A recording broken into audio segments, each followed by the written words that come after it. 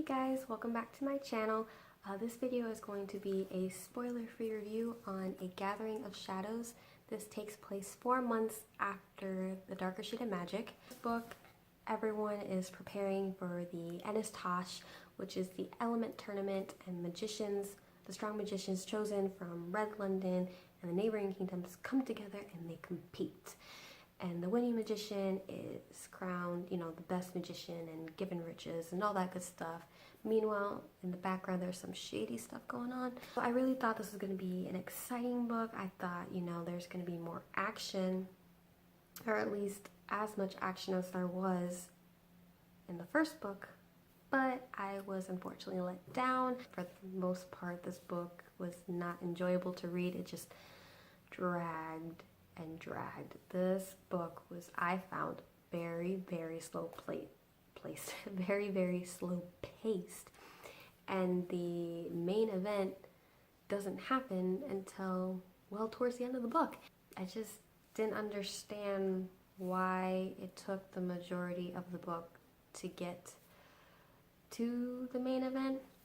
But from the beginning up until the Ennis Tosh, the Element Games, is just really following the main characters around, seeing what they're thinking, what they're feeling, and them trying to overcome their inner struggles that are going on. And I love character building, I do, but it was just, I felt like there was just, that just happened throughout the entire book until right at the end. I love Kell and Rye's relationship. I love that they're strong. They still have a strong brotherly relationship going on, and that they still look after each other, and they still have their little banters going back and forth, but at the same time they still have stuff going on that they're trying to overcome. Kell, he's just depressed throughout the entire book. And I understand that because if you read the first book, you'll understand too. Is the king and queen are just really cold towards him throughout the entire book. And in turn, Kell feels like he lost their love and their trust, and he just feels like a prisoner in the kingdom. Like, what is he supposed to do now? Is he just supposed to stay still, be quiet, and not do anything? Is that what the king and queen are expecting? I don't know, but they really frustrated me, and I hate the fact that they will not even bother to try and understand him, to try and, get over their tension with each other. I don't think that was needed throughout the entire book, but that's just me. And then, you follow Lila. And I do not like Lila. I'm not a fan of her. I find her to be very annoying and frustrating and irritating. All I got from Lila in this book is that she just does whatever she wants. I feel that she thinks she's better than anyone, that when someone gives her advice, she just automatically pushes it away and just like, I'm gonna do it anyway. I don't care what you think. I don't care that it might, affect you. This is about me. I'm gonna do what I want. That's just how I felt when reading and following her in this book.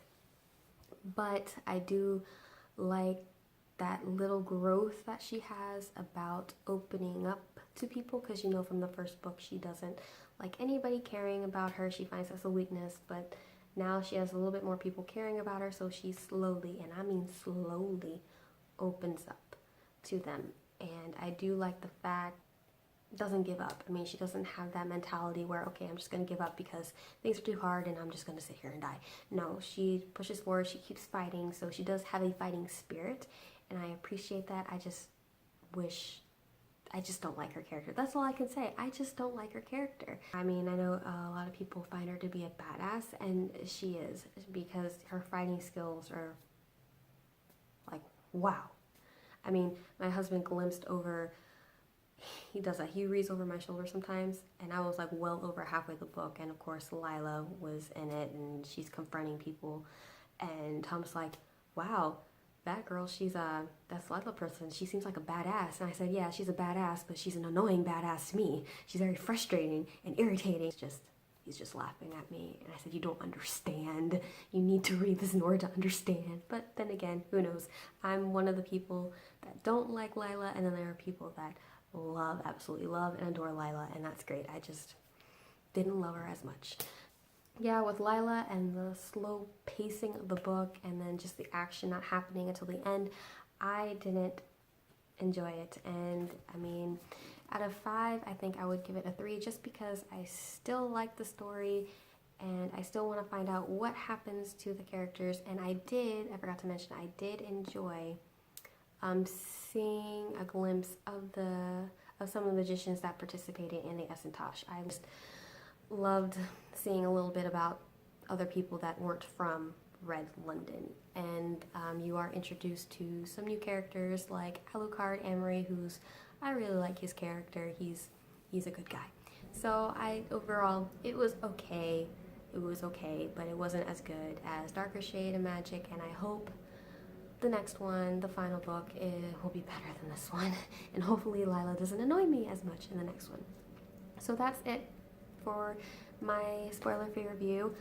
This is my first video review ever, so hopefully with time I will get better. I know I'm a little scattered, but you know, that's just me. So if you've read this book, I would love to know what you thought of it, if you liked it or if you didn't like it, or who your favorite characters were. And if you haven't read it, I still think it's a good series. I just don't think the second book was that great, but that's just me. Alrighty, well, I hope you guys are having a good day, and I hope to see you again in my next video. Alright, I'll talk to you guys later. Until then, bye.